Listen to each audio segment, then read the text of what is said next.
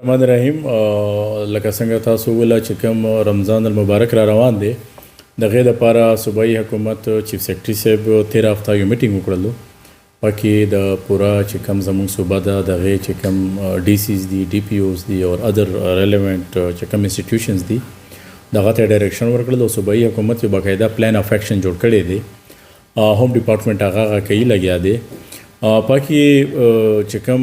ایکشنز دي هغه ان شاء الله تعالی کې داسې دي چې عوام ته به بھرپور ریلیف ملاويږي as far as price of essential commodities are concerned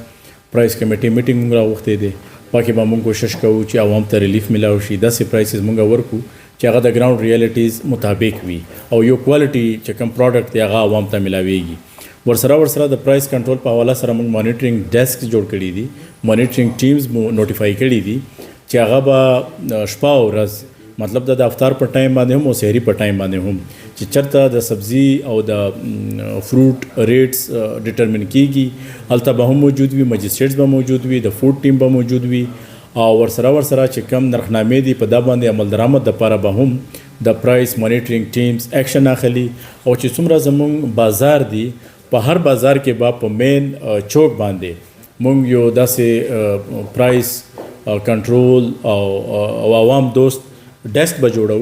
چلته به دا تقریبا 4-5 کسان ناست وي پاکې به ډسټرکټ ایډمنسټریشن پولیس ټي ایم ای او د فوډ والا تاکي خلکو ته څه تکلیف وي هغه خپل شکایت تلته کوي شي په موقع باندې به ان شاء الله تعالی کې دا غو شکایت ازاله کیږي ورسره چونکه تاسو ته پته ده په رمضان کې د ټریفیک مسایل هم زیات شي نو ټریفیک مینجمنت پلان هم پولیس شو کړی دی په باندې به هم ان شاء الله عمل درآمد کیږي او ان شاء الله تعالی کې لکه څنګه تیر کال مونږ دلته د ډیزروینګ خلکو د پاره د رمضان دسترخوان لګولیو همغه رمضان دسترخوان به هم لګو تیر کال صوبایي حکومت چې کوم پیکیج ورکړیو چې کوم دغه ولا خلک دي